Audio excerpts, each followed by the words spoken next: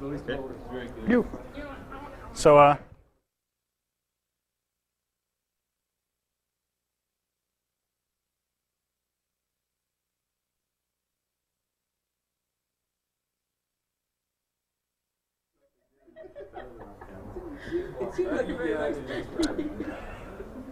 will this be taking my soul? Like Shari's throwing down the hay. Go about 10 seconds. all right. And are we live? 7, And 6, you're live. 5. All right. Well, thank you all for coming to the great failure of the Hacker Halfway House. That's not the name of the talk. The name of this talk is Building Communities in Self-Destructive Environments. While the hacker... Not bitter, really. I'm not. For the record, the reason I put that up is because apparently this talk, before anybody even knew what it was really going to be about, has caused lots of drama. People have been going up to residents of the Hacker Halfway House saying, "Hey Jen, have you heard that Seth is giving a talk on how the Hacker Halfway House failed?" And she was like, "Meh." And it's not what the talk was about. Fuck you, man. Yeah, I mean, I hate these guys from Triple H. Yeah, I hate you guys. I don't understand why you're here. Bitter because you got kicked out. Yeah, I guess that's it. No, I'm just bitter because I'm still paying electricity bills. Only because we didn't pay him back in the day. So, building communities in self-destructive environments, and because of all of that drama, I'm going to start with telling you what this talk is not. Alcohol. This talk is not about how the Hacker Halfway House failed. That would be a good talk. Wait, I don't go back think- to your first slide. I missed that one.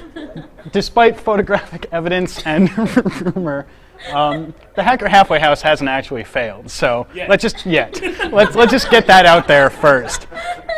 For those of you who don't know, the Hacker Halfway House is a loft apartment in Brooklyn where I used to live, and some of these losers up in the front row live now. It's a hackerspace.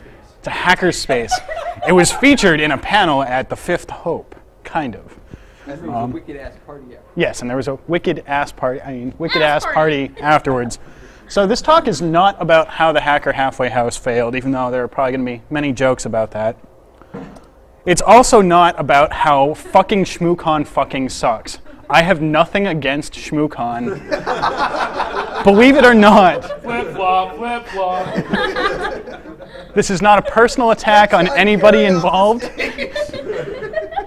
So, I have nothing against them, but for some reason everybody else likes exaggerating these things, and I've been asked, isn't it kind of ballsy to be given a talk about that? And I'm like, I have no idea what you're talking about. So, this talk is not about I hate ShmooCon, I hate people at ShmooCon, I hate the con, because I don't. So, that's not what this is about. Sweet. This talk is not a lecture to all of you con-goers about don't be an immature shitbag. It needs...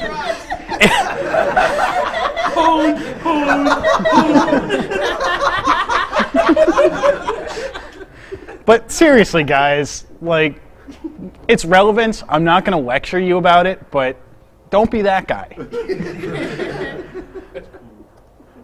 Also,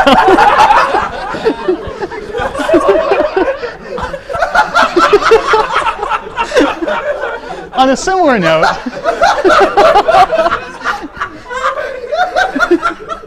Oh my god.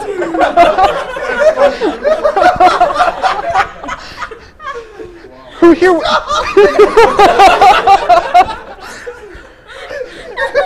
Who here was at Rubicon 5? Who here? Was anybody else here at Rubicon 5? Does anybody who here gets this reference? Okay, so like just us and 2 other people. Okay. There's a lot of people here that just not your talk. Yeah. So, the joke behind this is that a few. Jokes are funniest Yeah. when explained. A few years back, Jason Scott gave a keynote which effectively was, "Don't destroy the hotel, thank you."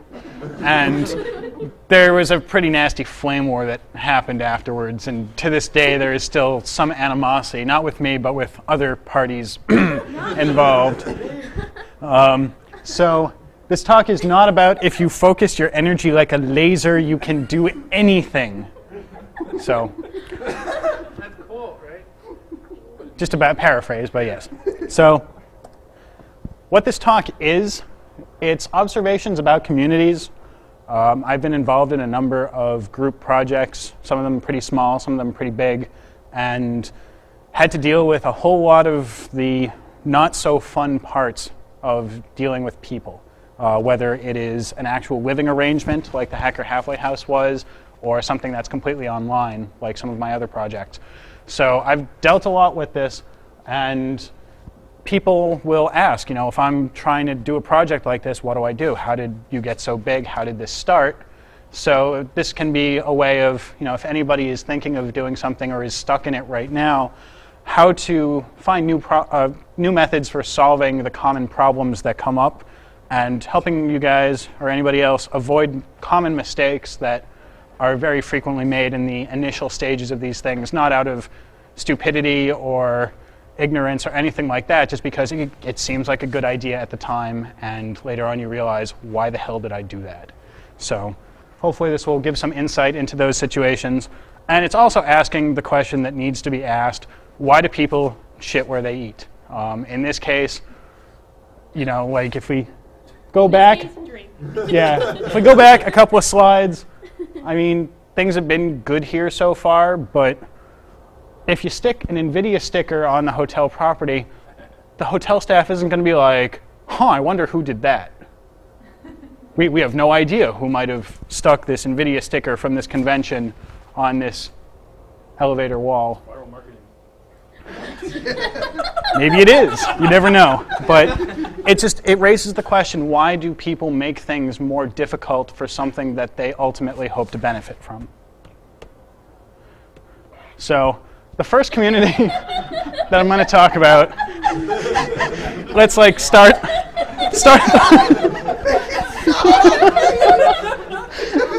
We're going to start at the bottom of the barrel here. No, IRC. So I am one of the admins for the 2600 IRC network. I've been for a few years now. I've got a bunch of other people involved. And this is one of those projects that... who here goes on 2600net? Can I get a show of hands? Okay. So all the familiar people. I'm bad.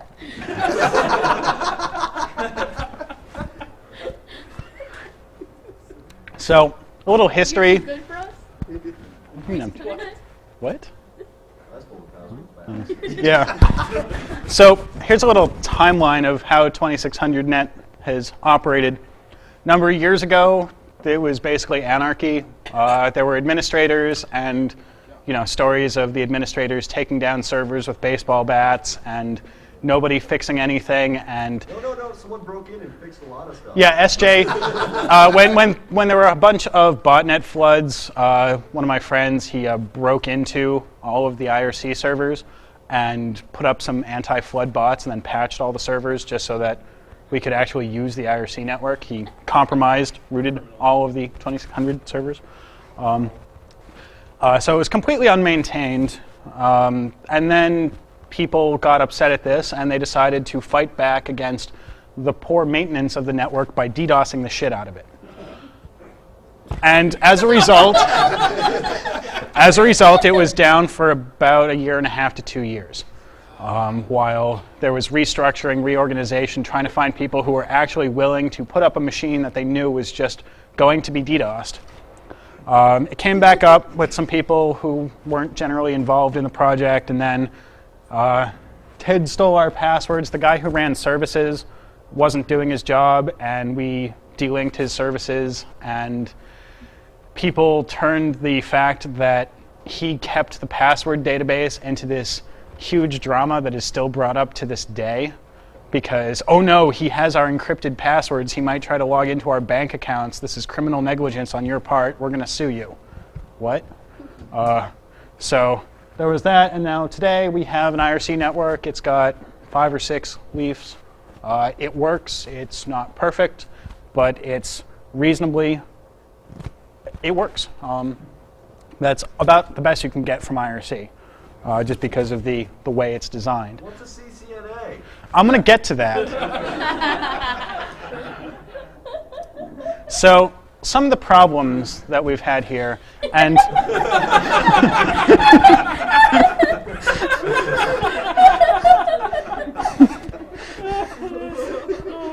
yeah, so anyway, some of the historical problems with 2600net, and again, please, for anybody watching this later on, you know, Emmanuel, don't take this as a personal attack, but this is just an observation and ways of trying to make things better by saying don't do these things. Yeah. First of all, if you have people who are in a project who are the only point of contact for any sort of resource, they can't be absent from the project, period. If somebody is not putting in the duties that they have to do in order to maintain some sort of service, boot them. It doesn't matter how good they are at what they do. It doesn't matter what level of resources they can offer. If they're not doing their job, get them off the project, period. Trying to fight these people to get them to do anything from the standpoint of another administrator is hell. And when their reason for not doing anything is, I hate these assholes, why should I do anything for them? That's a sign right there that they should no longer be involved in the project. Get them off. Next point, overwhelming bureaucracy. If you have to deal with these people and you have to do things like make unanimous decisions about trivial policies, then you've run into another problem. Voting on things is good. Having democratic rule, yeah, not bad. Assuming everybody knows what they're doing, has a clue, and actually wants to be doing it. Otherwise, democratic procedure doesn't work, is worse than not working sometimes, and it sucks. It sucks to deal with, and it drives people who actually want to be involved away from the project. Same is true of government. Yeah, it's true, but at least on IRC you can make a difference. Kind of.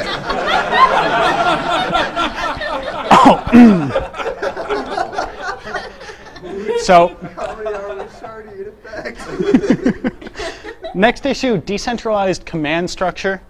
There was a lot of lack of communication between the people running the project. So somebody would launch an attack against the network, and I would G-line them off the network.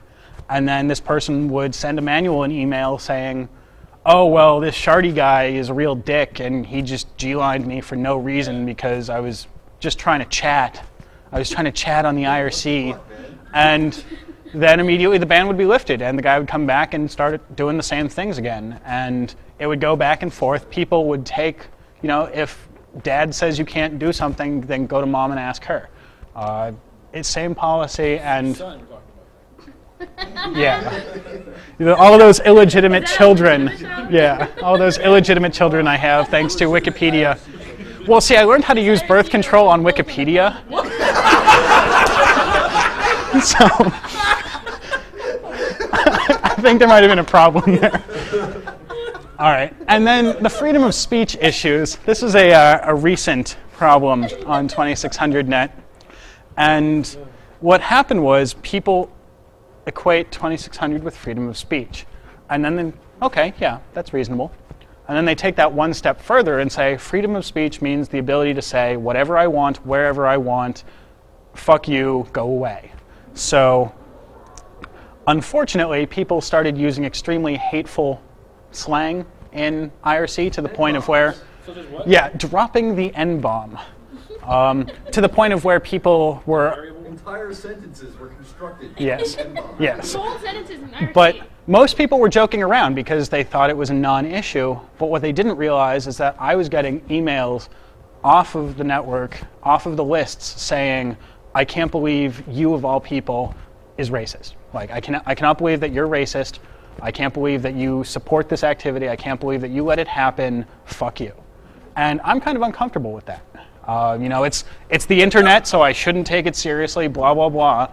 But when somebody is going around telling people that you are racist because you're allowing people to openly talk about how much they hate niggers, that's not okay. And we